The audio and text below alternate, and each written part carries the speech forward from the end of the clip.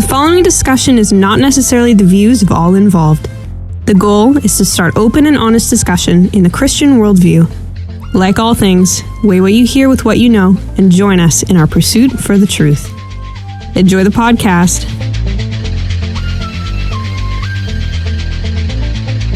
We're just going to flop about on this episode, I guess. Boss Baby's a terrible myth. Continue.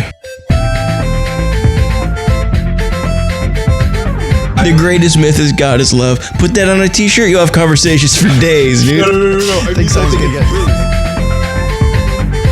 it. And that's myth. There you go. That's myth. You completely missed the point.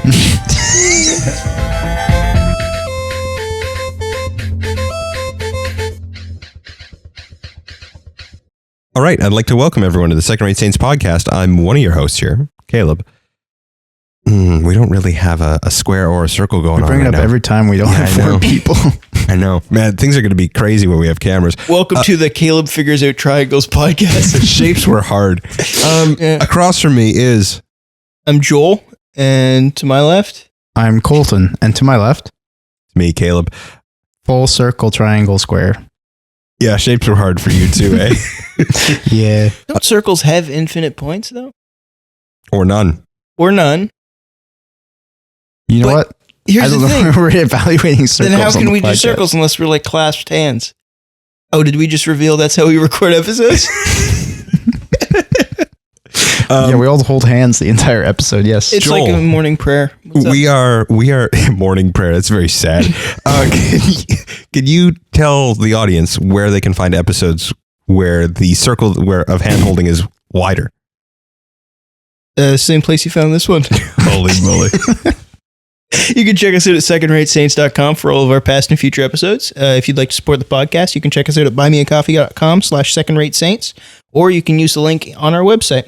If you'd like to get a hold of us with a question, comment, or concern, you can use the chat feature on our website, or you can email us at secondratesaints@gmail.com.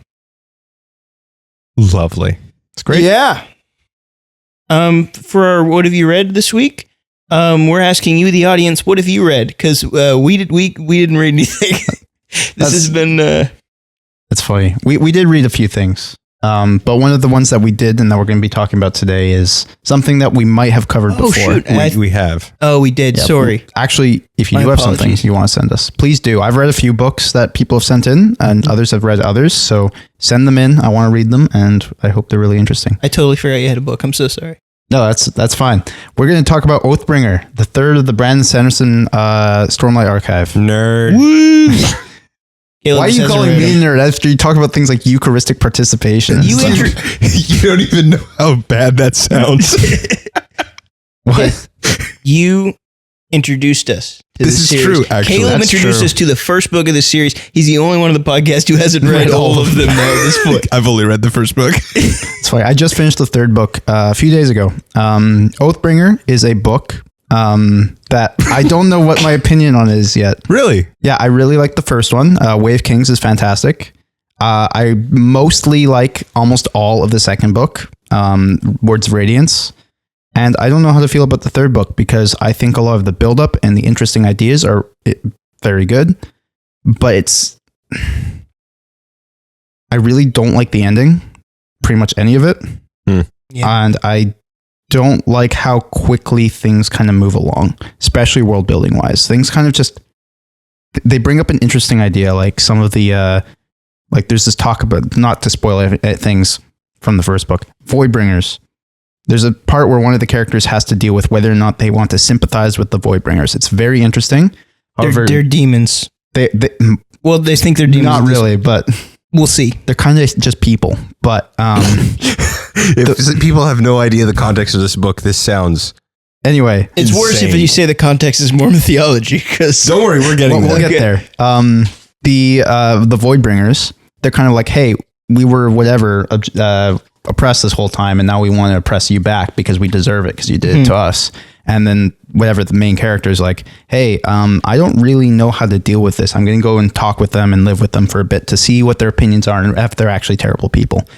That kind of happens for like 4 chapters, and then it's kind of out of the rest of the book.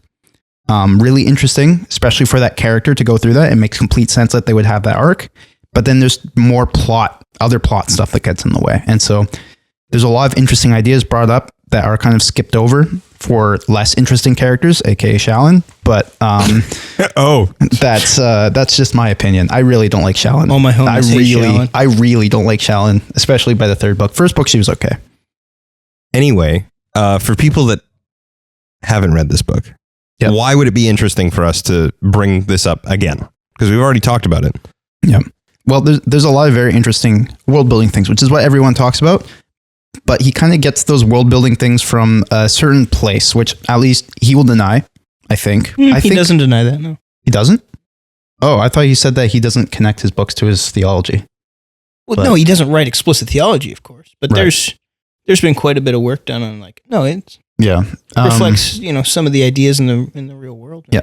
The man who wrote it, Brandon Sanderson, is notoriously, at this point, a Mormon. Viciously Mormon. Very, very Mormon, progressive Mormon specifically. It's very strange, actually. But You don't think the average Mormon is aggressive? progressive. Oh, okay. Aggressive? I heard aggressive. Oh, yeah.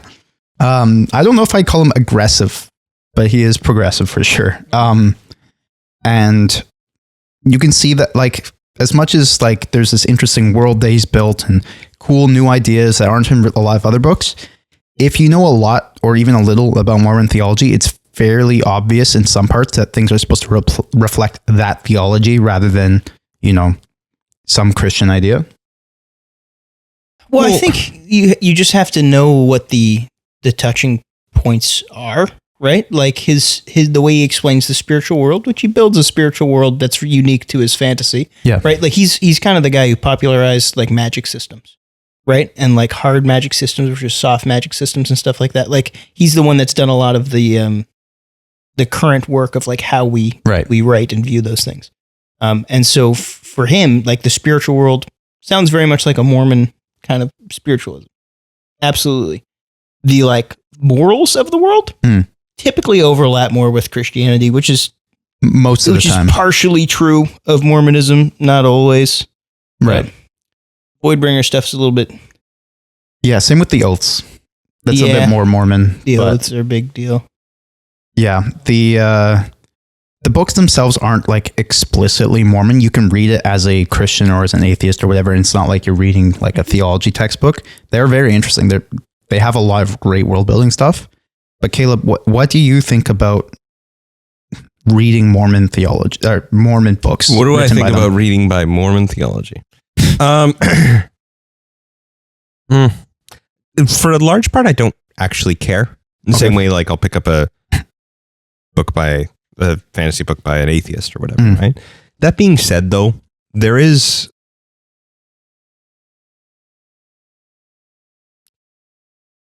the myths that you tell in your stories are ideological by nature. For sure. Right?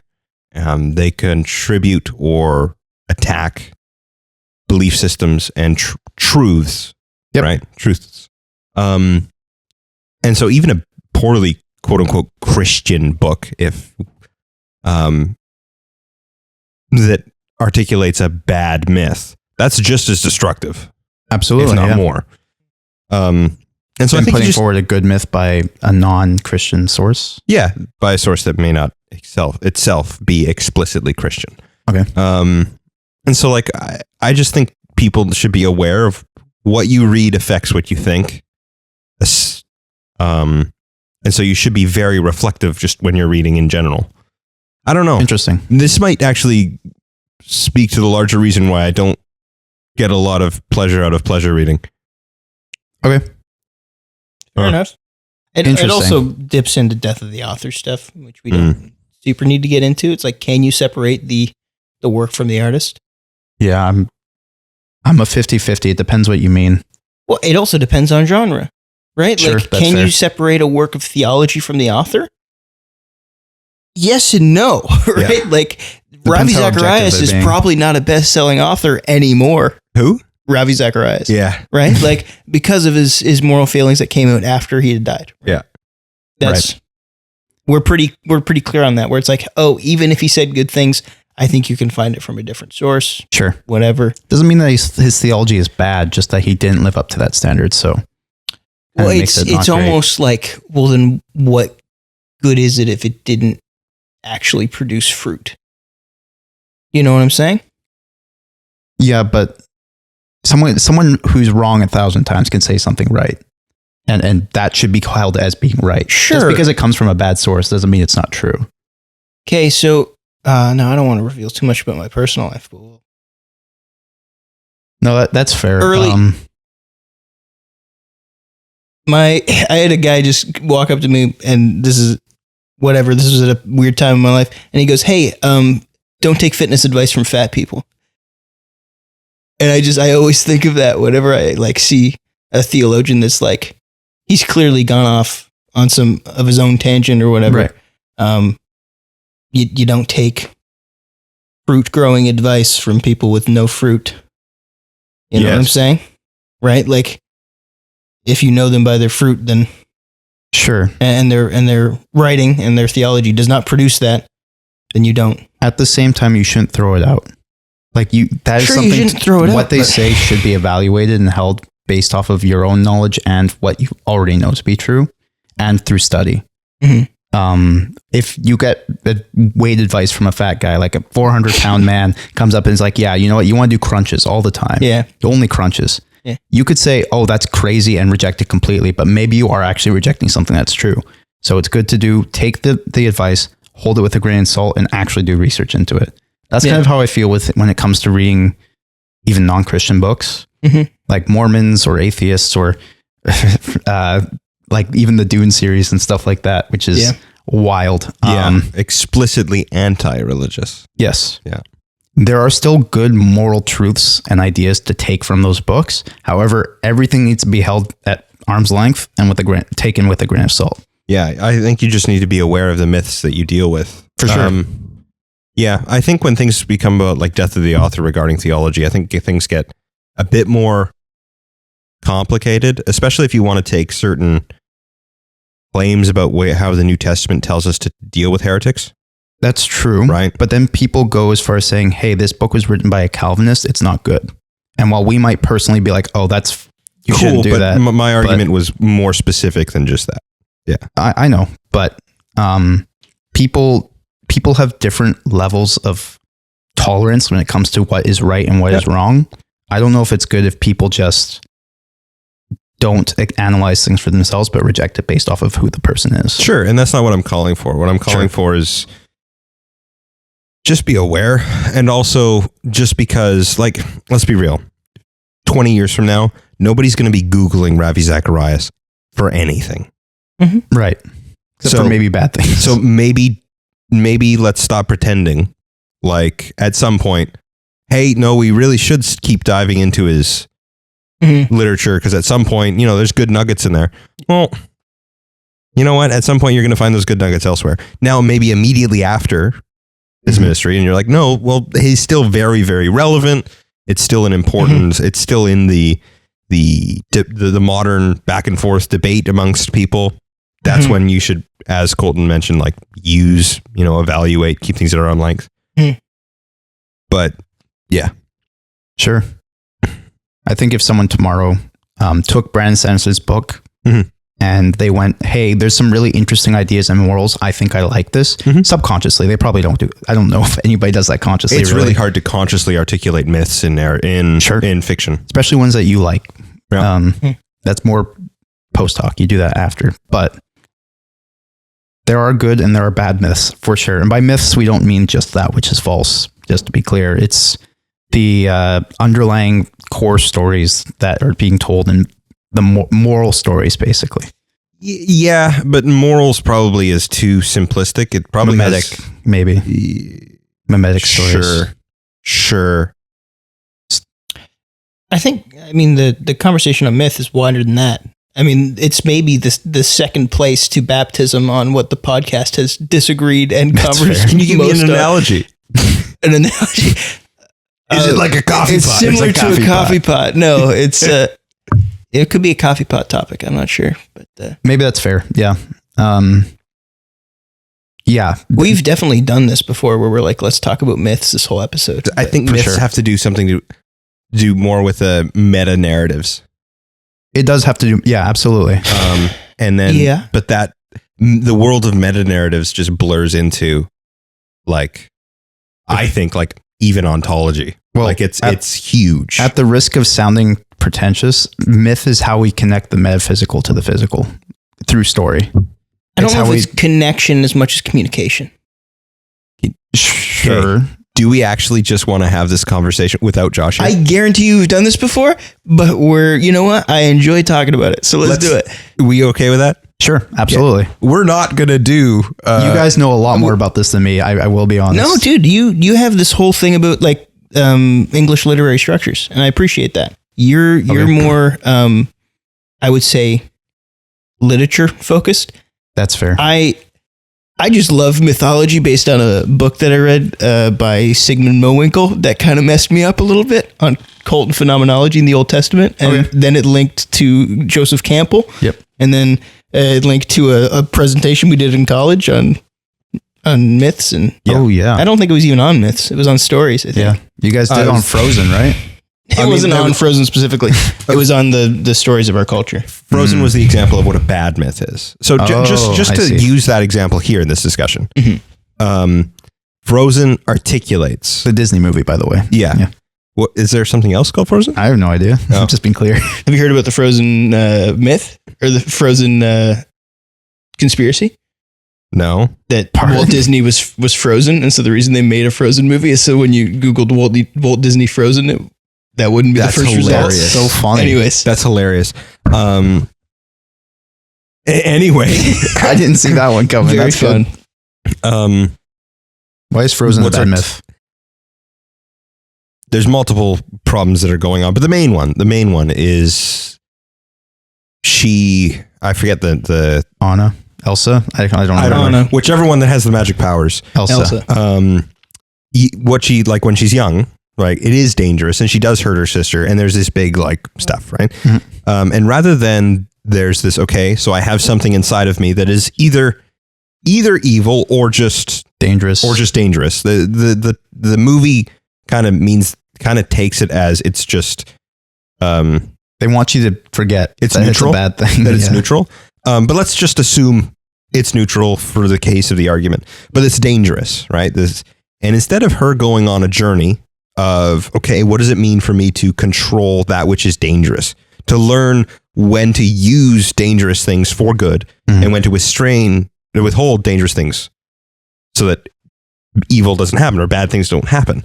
Like, what's the balance? That's not what the movie's about at all. Right. Instead, the movie the opposite. articulates that no, self-acceptance, that's the way to stop. Yep. And the full expression of harm. yourself. Yeah. Yeah. It's not even to stop harm. It's kind of like ignored for the last little bit. she just can't harm anybody anyway. Yeah.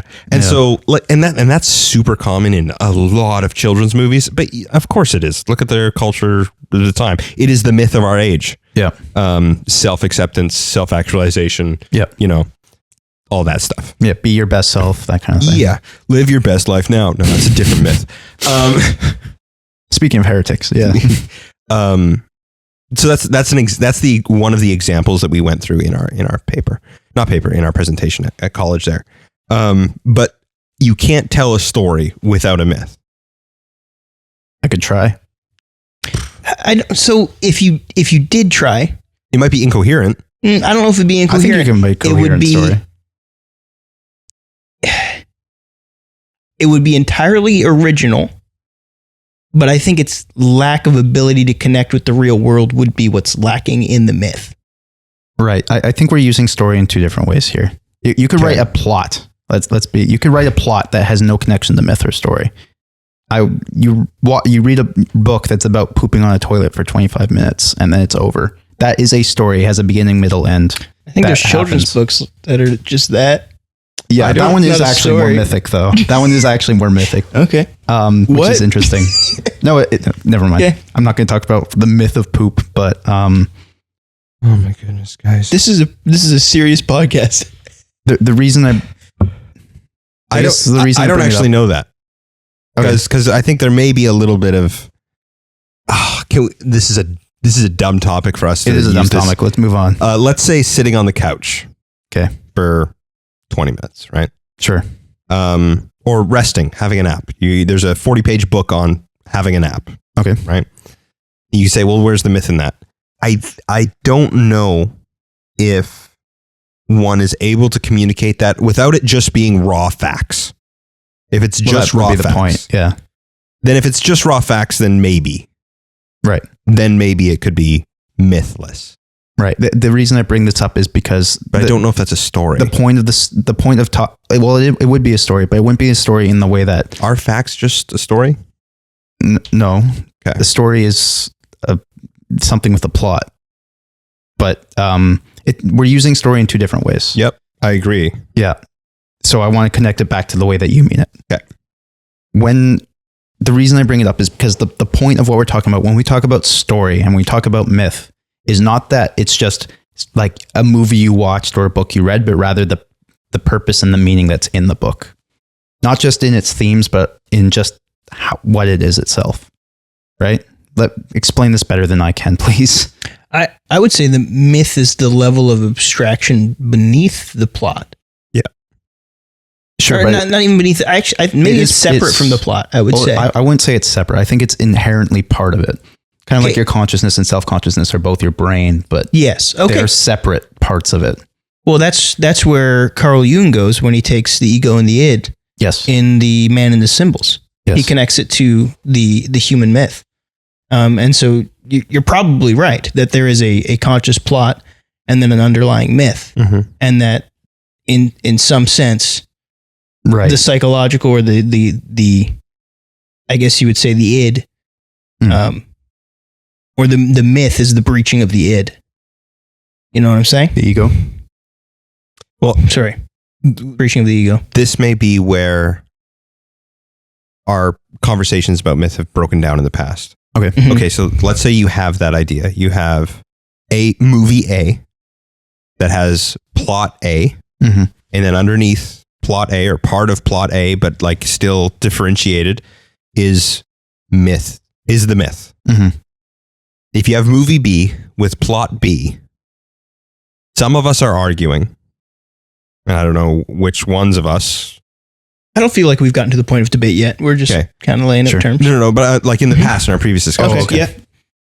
That movie A and movie B, movie A and movie B and plot A and plot B is possible to have the same myth despite being completely different plots. Absolutely. Okay.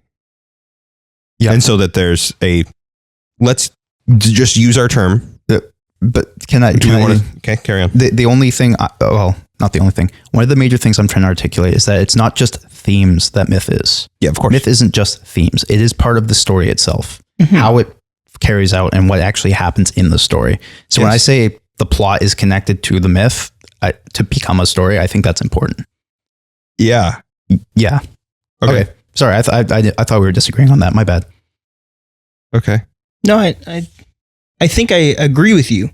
I just, to me, to have to encompass kind of what we mean, you have to do the whole myths are the dreams of culture, right? Sure. And so maybe it's not even something with the story, but it's a shared experience between the story and the one observing it, right? Like that's the whole point. Is the art is to communicate the myth, right? That might not even be present in the movie or the story or whatever, but it might be a shared aspect. Oh, absolutely. Right. Yeah. That it, well, I mean, if you look even at stories that we grasp onto, they're stories that have maybe not, you couldn't say like social relevance, but like they already kind of have the rumblings existing before. For sure. Maybe I'm too abstract to be of any good in this conversation, so I'm trying to. Would you say that myth is, not to again use big words, but mimetic memes? That myth is the meme that is being passed on. The idea, the thing that becomes part of the next generation or the group of people that you're trying to get to. An important idea. Because there are some memes and there are some myths that are more important and some that are less important, but all of them are important. Like courage being something to be sought Sure. after for its own sake is a good meme to get across and a good myth to get across in a good mythic way. Also, I just Googled meme just to make sure. Sure. My comments earlier are invalid. It's inversed. Memes are explicitly not biological. Okay, I thought that was the case, but It is a different term for that. Oh.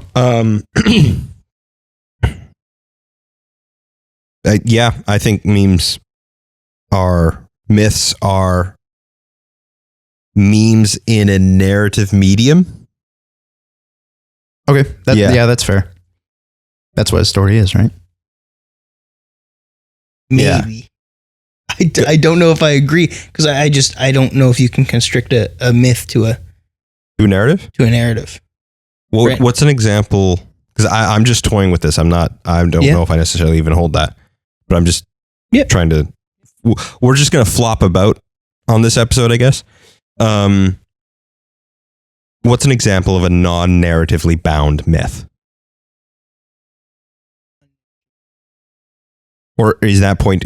Are we just immediately into philosophy? And that's the other. I think it may become a philosophy at some point. Okay.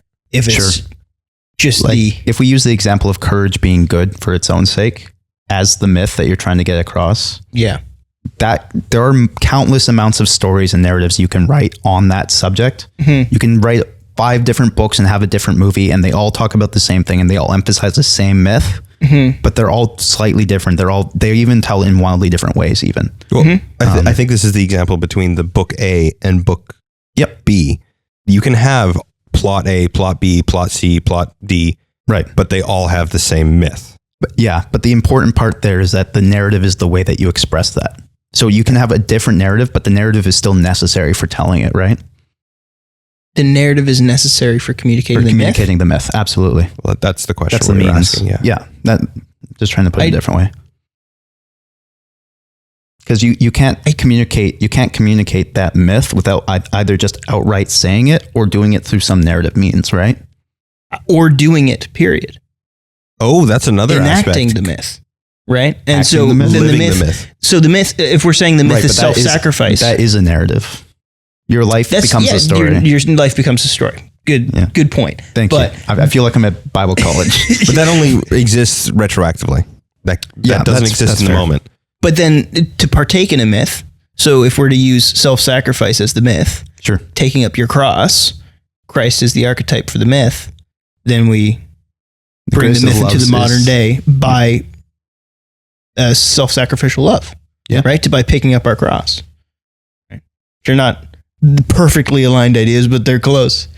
And to pick up your cross is to participate in the myth. And I don't want to say monomyth because that has too many ideas attached to it. You'd think it would just be one, though. You think it would just be one idea, but monomyth is like the whole thing. Man, I got to read that book again. Good book. Yeah. The myth of the New Testament, the main idea, I think, is self-sacrificial love, the greatest of loves, right? Well, then it's like, what's the difference between a myth and a moral? Right? I don't know. I think I'd tie it closer to God himself. That's fair. Okay. Yeah, fair enough. The myth of the Bible is if you go with God. John, self-sacrificial love is the answer to that. To the thing is you'd say self-sacrificial love, and I'd tie it closer to God, and then John would walk in the room and go, "That's what he said." There you go. That's fair. God is self-sacrificial love. Is that what we're going with? Yeah. Okay. And so it's like that's the point of Jesus. Jesus' love is God's love, and his love was self-sacrificial. Yeah. Well, and it's God is love. Yes. And to love not the brother. Maybe that is the greatest myth, is God is love. Sure. Yeah. Fair enough. I don't know. The greatest myth is God is love. Put that on a t-shirt. You'll have conversations for days. Dude. No. I think it's true. I think someone's going to get mad at you. Everybody will have a different idea of what you're trying to say. And that's myth. There you go. That's myth. You completely missed the point. That's fair. Oh, no. Yeah. I don't know, man. I don't know if I'd ever attempt to say the main myth of the New Testament. There's so many. not only is there so many, It's like saying there's a whole Bible theology. It's like, yeah, you can point to something, but are you encapsulating everything properly? That kind of thing. you are cutting off some fat somewhere to And make fat's that good. work. I heard Fat's that fat people excellent. should tell you how to exercise. Yes. I'm going to tell you how to exercise now. For audio listeners, I'm fat. Oh my gosh. Calm down. You're fine. Thanks. You go to the gym more than anybody I know. I don't even know who he is. Yeah, I haven't even met the guy. And that's a myth? No. He's the guy I go for fitness advice. When we're talking about myth, what do you think is... So we had a bit of a disagreement over like what exactly myth is, but also in how it's communicated. What do you think are some bad myths for today? Maybe this will jump into how we see what a myth is or not.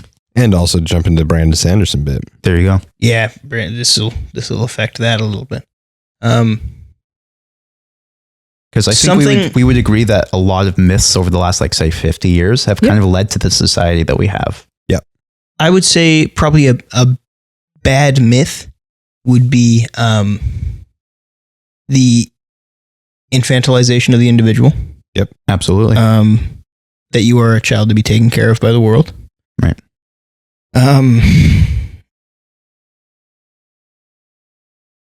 That you are... Honestly, that you're perfect just the way you are that's is a terrible kind of one. a bad myth. one. Yeah. Is you're not. I mean, think of a more stagnant philosophy. Sure. Right. Can I throw one out there that's going to probably cut both ways, and you guys will probably tell me I'm wrong? I'm ready. Life is what you make it. Life is what you make it. I think I disagree with you on I that knew one. you would. That one. Yeah. That one. You're right. It falls dead center and like. Yeah. I get what you mean, I think. Because life's not all that you make it. Now, is there like... That's true. Nobody forget, I am very sympathetic towards existentialism. Yeah. Right? Okay. I do believe many meanings are built. Sure. Right? But there's this idea, I think, in the modern day where it's things that exist in my life, I can construct what they mean and how they function. It's so interesting because I don't think people actually believe that. Oh, I think they do. Yeah. This is why you can have people that have no articulation, not even have never thought about this is how you can have 50-year-olds who, when they went to school, they didn't have transgender stuff. When they went to high school, they didn't have transgender stuff. They didn't have any of that blaring noise to their kids because their kids are now 30 some odd. But when it shows up on the news, they can go, that makes sense. Right. And that's our culture has underrooted the systems of what I would say is realism. But I would say it's a myth of nominalism, everybody. That's fair. Absolutely it is. Yeah. And so I would say the world is what you make it. That's the only way I can articulate this. Because to a certain degree, there is like the wilderness is out there and you serve to tame. That's right. There. That's true in a sense too.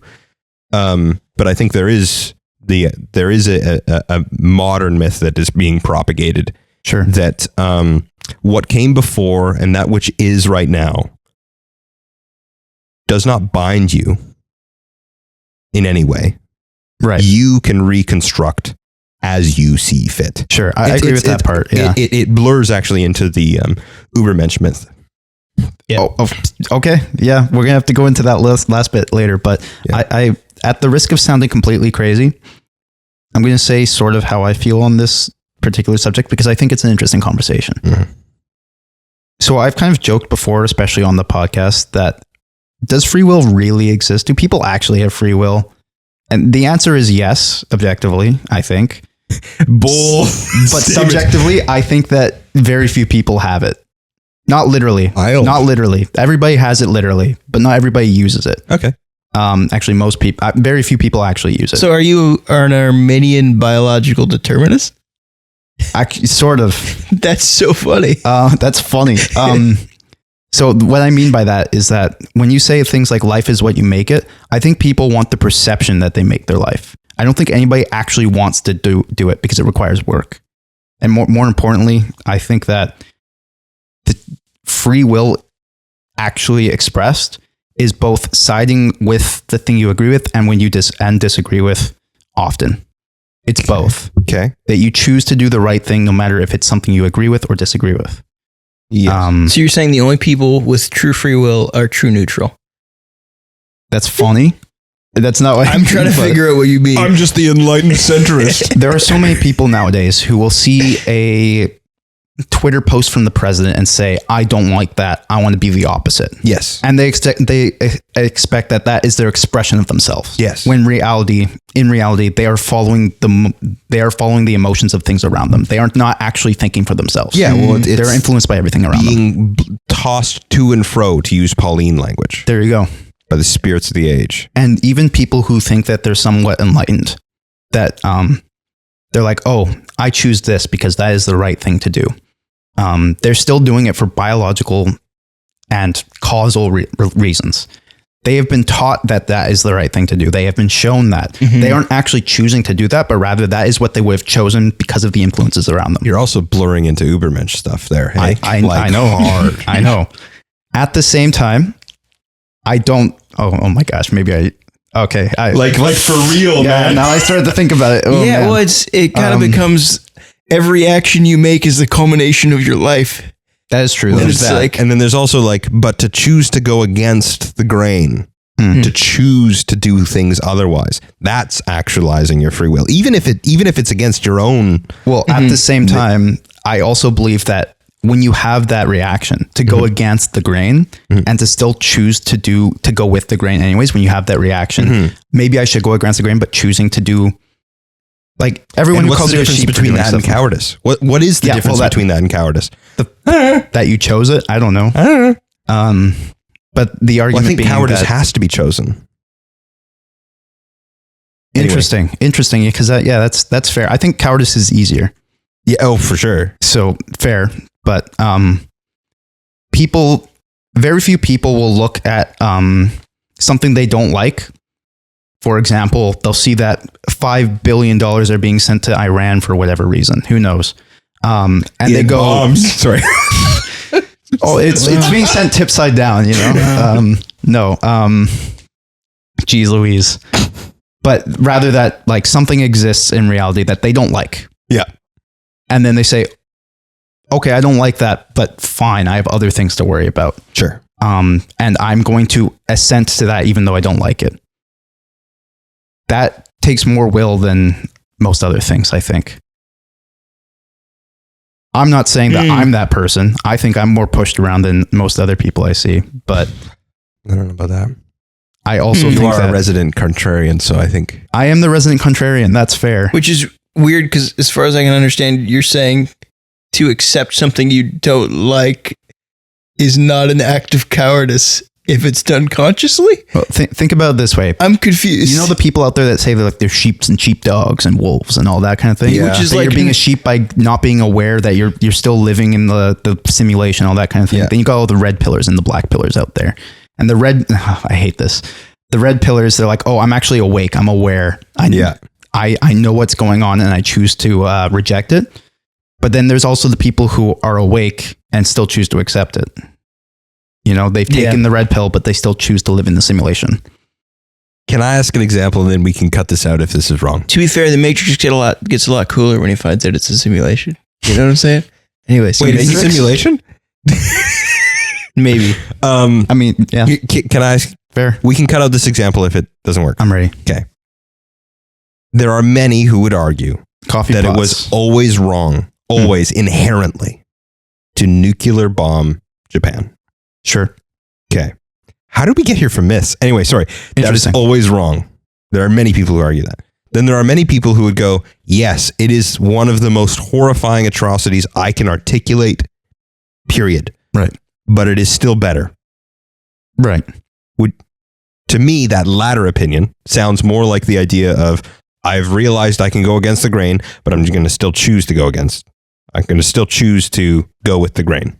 Whereas there are so many people that are like, yeah, we just had to bomb Japan because, yeah.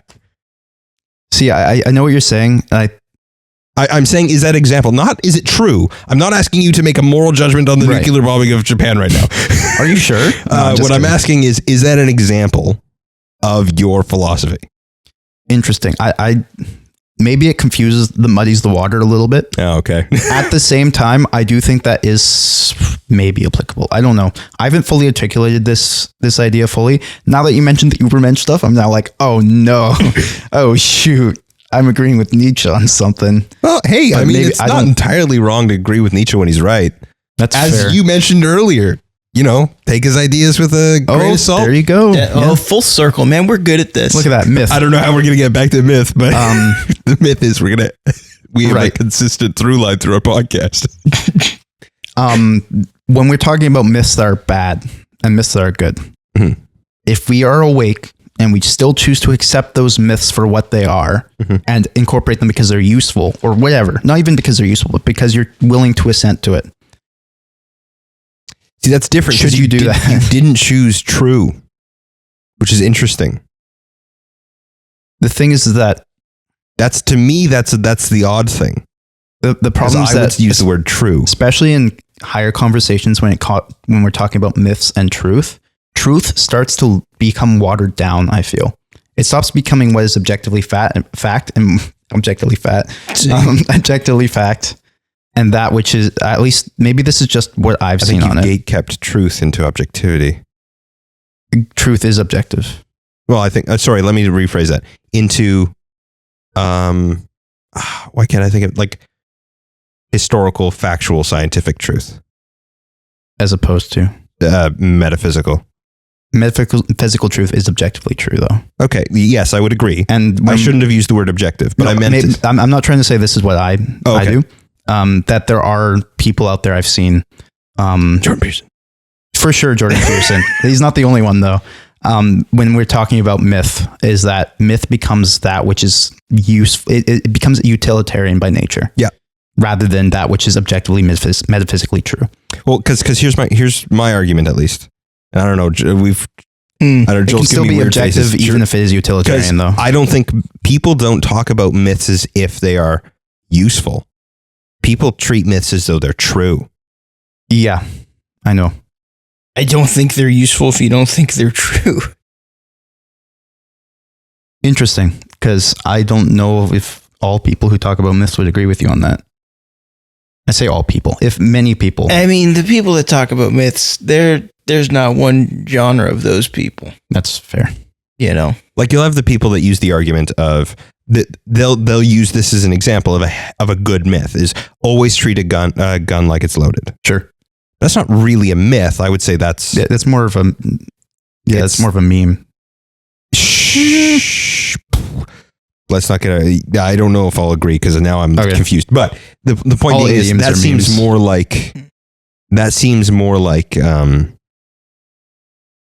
Like a it would be- philosophy or something like Okay, that. I see. It what you seems mean. more like this could be done. Practical theology Yeah. or philosophy. A meme, a myth is far more.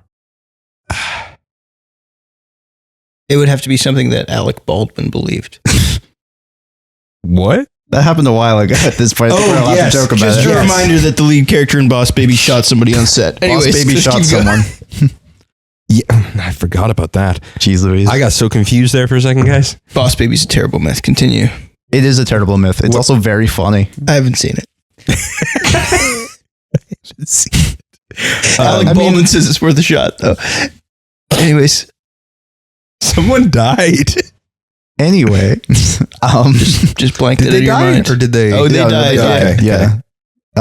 Anyway, I'm so lost. I got lost in the plot there. Sorry, I was No, just giving it's him really that good. blank stare. You know what I'm saying? Oh, oh my gosh. Jeez Louise. Dude, you're gonna get fired. Zing. Unlike Alec Baldwin, who's still acting somehow. Okay, It's not really his fault, to be fair. Acting? That acting was not his fault. He just was born into. No, I'm Well, just he kidding. didn't have free will. You see. I'm you just go. against method acting in general. Oh my gosh. Okay, He I'm shot sorry. 4 people just to prep for the role. That's called dedication. Okay, we should might not not be be able to talking- release joking this about part. that. No, this yeah. is gold. This Cole is will great. release this, Hi, unfortunately. Cole. Anyway, myth. You're saying the utility of believing the gun is loaded. Yeah, it's useful. Does a rather myth than have true. a utility if it's not believed? I don't know if that. I don't know if that actually counts as a true myth in like the way that we are I agree, talking it's about not it here. True myth, sure, but I don't mean true as in. Sorry, I don't think that's an accurate representation of what a myth is. Oh, is what I mean. I see. Okay. Yeah. I don't think that saying you should bad. always act as though a gun is loaded is an accurate representation of what we mean myth in this conversation, in the larger conversation about myth and culture. okay, that's fair. Because I don't think, going back to our conversation, going back to the comment previously, you said whether a myth is useful or what was the other term you used? True. No, Correct. you specifically didn't say true. Right? I don't know. I don't remember. Yeah, because can myths be true? Objective, I think, is the word I used. I don't think so. Maybe not. Okay. Can myths be quote unquote true? And if you want to qualify what truth means in that question, by all means. Absolutely. Absolutely. Absolute truth can be myth. Absolute truth I can be would- found in the myth. Or is only in the absolute truth is only a myth. That's funny. Epistemologically, that might be true. Man, these t-shirts are getting wild. Absolute truth is a myth. Again, nobody's going to understand what you mean by that. Everyone's going to think you're crazy. They're just going to think you're a subjective experience. Maybe I just watch too many things on the people I follow where truth becomes more useful rather than important. I think- And myth ties into that idea that rather we should be teaching people how to live better lives that we want to produce. Like the type of society we want to produce should be what myths guide us towards, rather than that which is like good and true. So I would take a different stance where I think the purpose of myth is to more deeply experience humanity. Really? Where it's, yeah. Really? Yeah. Sorry, I said No, that in a I weird way. think so. Right? Because there is, not only is there a shared experience, but it communicates deeper truth than just the narrative aspect. Right? Right. I think it goes beyond humanity. It's not about humans. It's how humans interact with those ideas. How humans interact without those ideas? With those ideas. With those ideas. With the myth itself and the ideas that the myth carries. I'm abstracting this way too much. Here's the thing. We talked about the like present tense type stuff and how your life is a narrative. Mm-hmm. I don't know if we can draw such hard conclusions between the myth and the people that read or understand them, because I think they are Yeah. part of. Well, and that's I what don't I'm think saying I'm- about the human experience. Okay. There is a connection there that isn't intellectual. Absolutely, yeah. Definitely not. And we're trying to identify it, and that's becoming difficult. But I think that if you are using the utility of the myth, it could be becoming a meme. And does a myth become a meme? Okay, Or is wait. it- When we're talking about this, when I say that we use the myth, I mean, if a certain idea Are you a is myth user? if a certain idea is put forward enough in media, let's say it's 1894 and books are the rage. They got these They're new the things. rage, the newfangled books that everyone can own. It's a fad. And- There was a lot of people that were like, these kids in their books. No, for real. I'm No, not it's true. joking. It is true. Like Plato. You see, that's also true. Are you talking about Plato? The written word is a cheat code to my own intellect. That's so funny. I believe that. It's 1894. I think it was Books are the Socrates. big new thing. The way that people thought and talked during that day is going to be preserved and passed down through myth, because books and fiction especially became growing more and more. The certain way, the ways and values that that authors had is what would be passed down, not necessarily what society passes down, at least in terms of those books. So when we're talking about that which is useful, maybe I'm talking, this is getting into the truth conversation again. Before we get into the truth thing, Yep. are the people who produce modern myths, Are they influenced too much by bad myths that rather we should be counteracting them with something that's useful more so than necessarily what's true? I'm not saying we should do that, but is that what people are doing? I don't know. I'm not gonna comment on that. I actually don't know the answer to that question. Fighting the modern myth war is the Mythbusters. Dude, welcome to the Mythbusters. I can't remember what the word is for it. After the American Civil War, there was a de-dixification. Okay, let me rephrase that. They're doing it to our children. That's right now, bro. I used the wrong word. So Dixie. Dixie is how the sort of general cultural term for the South of America during that time. And there was a whatever. No, say it again, please. No, I'm not going to do it.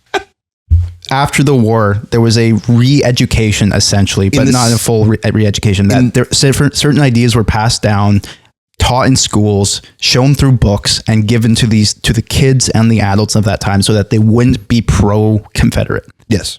Same thing happened in Weimar, or not Weimar. But that's brainwashing. I mean, it actually is brainwashing. Yeah. Yes. But the idea being that the denazification of Germany, I just didn't want to use denazification because this is what everyone uses. But denazification of Germany was aggressive use of myth and memes to get rid of the ones that were there before. Yep. That's what I mean when I say useful myth. Is not only is that happening today, but what is that a good or a bad thing? Well, I think the utility of it. Sorry, you didn't want to get into the truth thing yet. You wanted to stay in utility, right? I'm trying so hard because as soon as we get into the truth thing, it gets into what is truth, and I don't want to talk about that. Interesting. I mean, we can talk about it if you want to. Sorry, staying in utility. Man, if that sounds like a great band. I should be writing these things down. We should record this. It's a good thing this is recorded. It's probably not. No. To your point, was it useful? I don't. Part of the argument of like, can I make a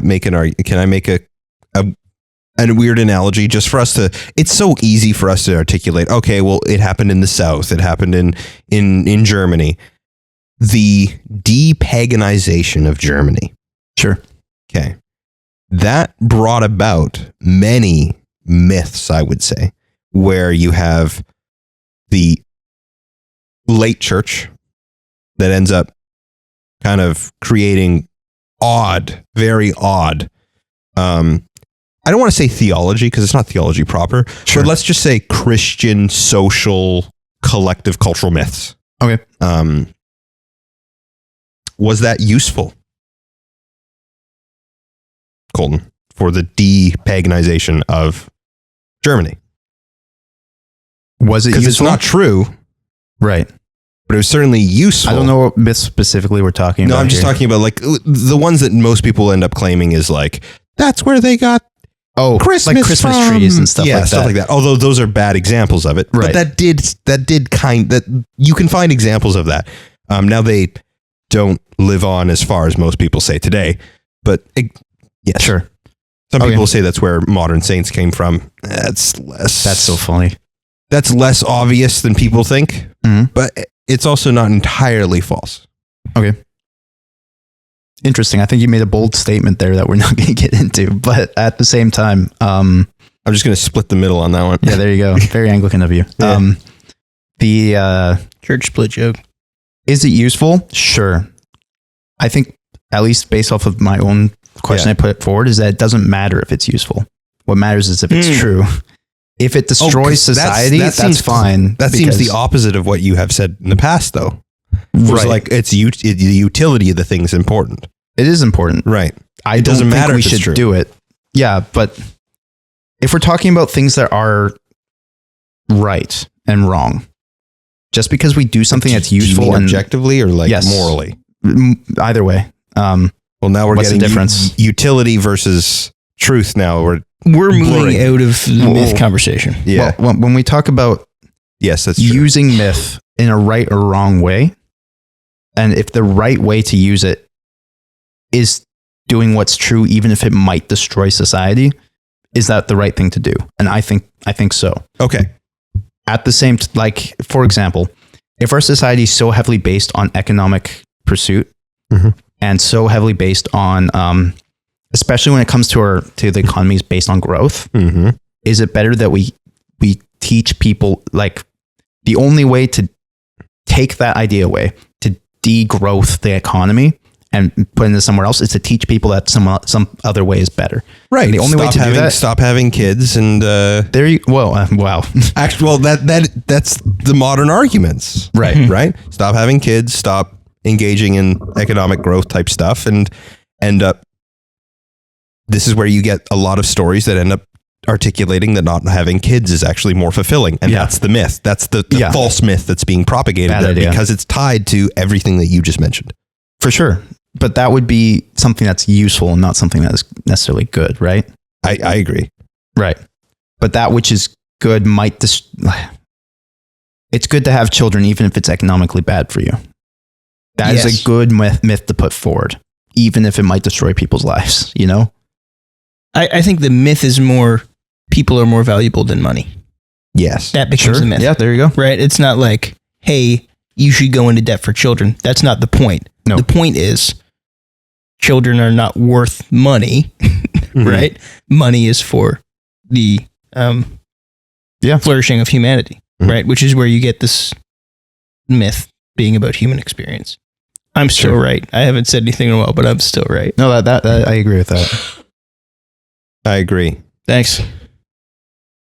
When we talk about Sanderson and his myths, this is more what I'm getting into. Okay. I think when Sanderson puts forward ideas like the church, one of the myths is that the church is not a center of morality, but rather that which is actually true comes from within and comes from like a different source. Oh, are you telling me the burning in the bosom myth is coming over to the...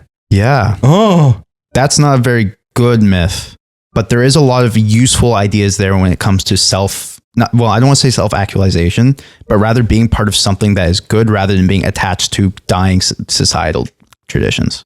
Now, I don't think that's necessarily a good myth to put forward. I don't know if those are mutually exclusive either.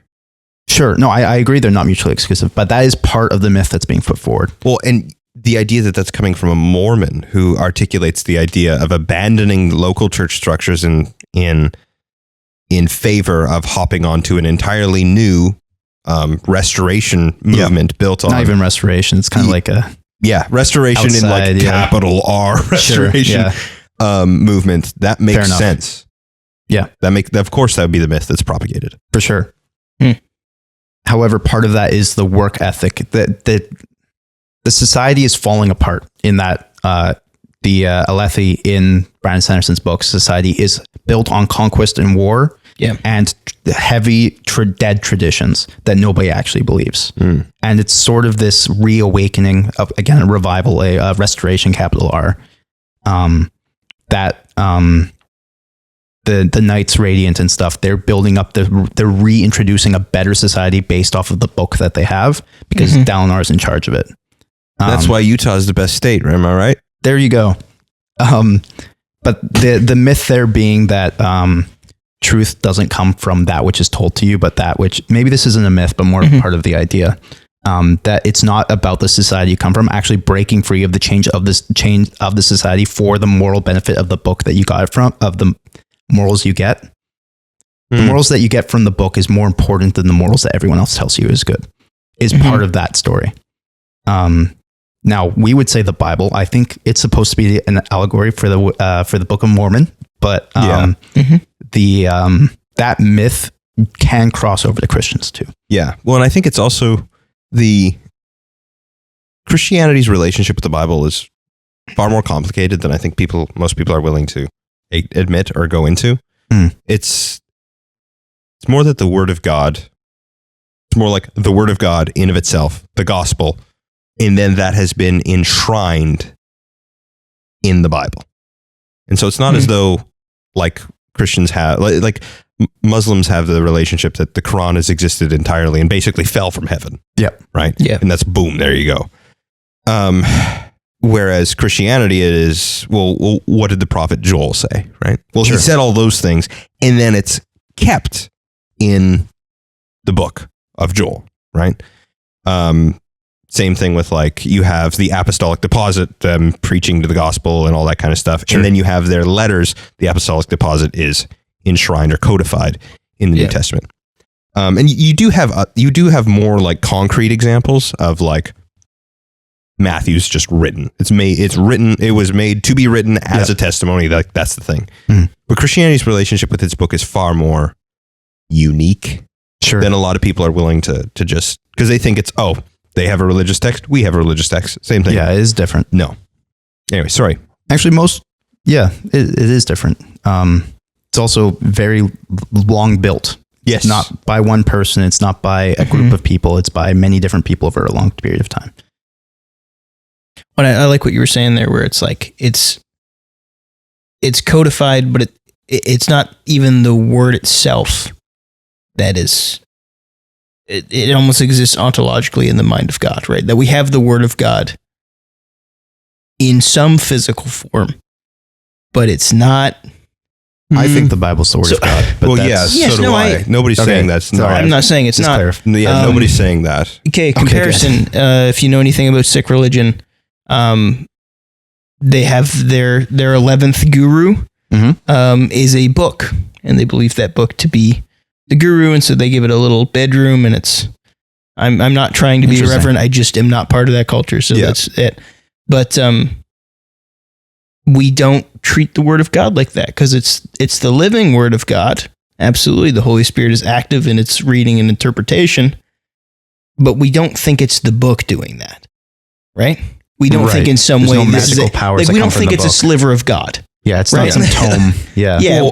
Well, the tome magical tome. Yeah. Sorry, like some spell book that you read the words and something happens. The idea is that the book is not the thing that has any power, or fair. Even the words in the book. It is.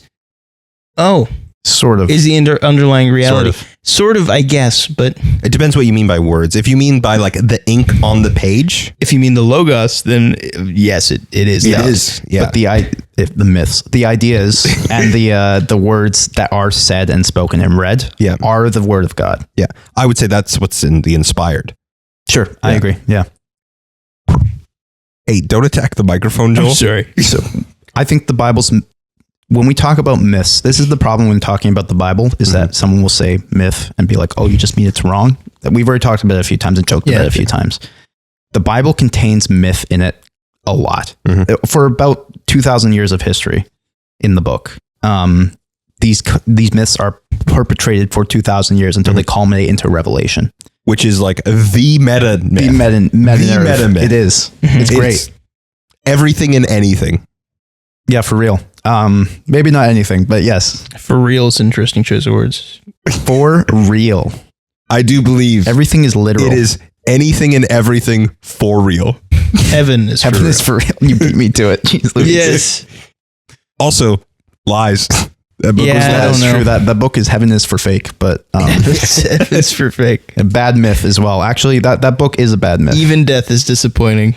Okay. Crazy take on Todd Burpo. Anyways, that's the name. That's the guy's name. Yeah, Burpo. That sucks. I'm sorry. I mean, if you're gonna make up heaven, you might as well change your name too, right? Not saying heaven doesn't exist. It's just the book has got some sketchy stuff about it. Yeah. What do you think are some of the worst myths that we have today, and what should we replace them with? Didn't we have this? I think we did it, but I like. Succinct. I think we should use this to close out, though. Okay. Can we choose a one we want to throw away and one we want to replace? Sure. You can go first. I can go first. I think you're perfect just the way you are. Is great. Bad. And I think the myth we should replace it with is no one is perfect but God. Which is it's here's the thing. It might be too complex to be a myth in itself. It has too many connotations. I think you could just say perfection is divine, and then let that fall out however it works. Yeah. You could. I was just trying to use something from scripture, but yeah, fair enough. Caleb. I think mine would be whether it's the world or whether it's things. things / the world are what you make it. Because I think nominalism is rampant in society, and I genuinely think that it's one of the major philosophical systems that are that are eroding away our systems. Right. I would want to replace that with the AA prayer. No. What's the Alcoholics Anonymous prayer? What's the I think it's the Serenity prayer. Yeah. The grace to know what I can change and the humility to accept what I can't. That's good. Yeah. Something is similar. I'm using that as a joke. Something akin to that. Something with the idea of recognizing what is malleable and what isn't. Right. That some things in this life are malleable and changeable, and whether or not malleable and changeable is the right words, maybe upgradable or transformative. Upgradable is pretty good. Would be better words to say. Okay. Because I don't think you can just say, well, I'm just going to change it entirely. Achieve transformable experiences, is that what you're saying? Sure. Michael, but also recognize where that's the thing that you can't change. Yeah. Right. I don't know. I'm still working on that. Transformers. That's fair. I think one of the main myths I think undergirds a lot of stories is undergirds. I don't say undergirds. Why do I say that? I say undergirds. I like That's pretty undergirds. good. Okay. I'm allowed to be a little pretentious. That sounds good. Oh, sorry. I just called you guys pretentious. I don't mean that. For some reason, sometimes I say things and I think I sound pretentious, but when I hear other people, I don't think it is. Indubitably. Anyway, the Inconceivable. inconceivable. You keep using that word. I don't think it means what you think it means. Yep. It's like another good myth. Princess Bride. Princess Bride's a great movie. Anyway, the myth I think that I would reject is that life and the actions worth doing are those which have a tangible result for yourself. Now, we have a lot of examples of the other way, but there are a lot of especially more fast food style stories that are like, oh, if you get some kind of gratification out of it, or if there's some good that you can see produced by your actions, that is what makes it worth it. Colton wants to get rid of the Hamburglar. I'm sorry, the Hamburglar? Yeah. I'm missing something Okay, here. sorry. Continue. I do want Fast to food myths is a You just great. said fast food myths, and fast I thought food of myths. the Hamburglar. Absolutely, there's fast food myths. That sounds like a great shirt. Yeah. Arby's isn't disgusting. Fast food myth. That is a fast food myth. Sorry, Absolutely. I keep interrupting you. I apologize. No, I think the thing I would replace it with is that some of the best things in life are those which produce no results in your own. Yes. Pursue inconsequential actions. There you go. No, but No, that's not. I know that's not what you're saying. no, I think that people want to see that their actions have some sort of result or will leave some sort of good legacy. But I think the best legacy you can leave is that it's leading towards a better future rather than it produced a good future now. Interesting. Maybe that's just right now, though. So I don't think my opinion on that will change, but my other myth I might remove might be something else. Who knows? Interesting. Well, this has been Second Rate Saints on myths. Yeah. This is. Yeah. Josh, Can we call this one Myth Universe? Oh, No. Myth universe. What should we call this? Josh is going to be pissed. Gonna be so pissed. I myth you. He's gonna be so mad he missed this. Nobody has a lisp. I don't know. The joke is a lisp. I don't know. I always think of Mike Tyson talking about myths. That's good. No, Kith. What are you talking about? A legacy? Do you remember that clip where he's talking about a legacy? No. It's like, that's just my ego when I'm dead. Holy moly! There's like a 12-year-old news reporter that walks up to him and she's like, "What's gonna be your legacy?" And he's like, "There's no legacy when I'm dead. I just die and that's it." There's nothing after death." He says that. Okay, and the best part is, and so I Iron found Mike. it when Ben Shapiro was doing a bit on it, and then Ben Shapiro was recovering it, and then he's like Ecclesiastes, timeline? and so it's Ben Shapiro doing an impression of Mike Tyson reading Ecclesiastes, and this is my Marvel Cinematic Universe a little bit, you know, where it's like, What in the world kind of timeline do we live in? It was good. This is terrible. We live in the we live in a world where a professional violinist Can make fun of Mike Tyson because he owns one of the Professional Jew largest. makes fun of Mike Professional Tyson. Jew makes fun of Mike Tyson. I would watch that. Hey, I we did serve a watch that. loving God. He has given us the best timeline. You know what? That is objectively and mythically true. I agree. Take us out. If you want to find all of our past and previous episodes, you can check it out at If you missed the secondratestates.com. previous episode, That's crazy. You can check us out at secondratestates.com for all of our past and future episodes. If you'd like to support the podcast based on the events of this episode, thank you. But you can check us out at buymeacoffee.com/secondratestaints. Or you link on our website if you want to have any questions, comments, or concerns, or myths that you thought you'd like to get rid of out of modern culture. There you Man, go. this sounds crazy. let's We're destroy red-pilling modern culture. or ones that you'd like to add or see manifest within narrative. Yeah. You can just email us a light email. What are important things? That isn't going to be, what is your desire for the human experience? Tell me how you'd fix humanity. In 2 concepts. Okay. And I ran so far away. What?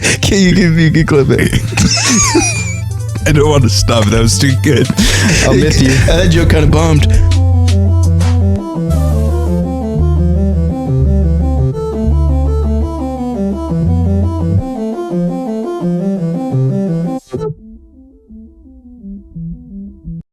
I hate this bit. This is a good bit.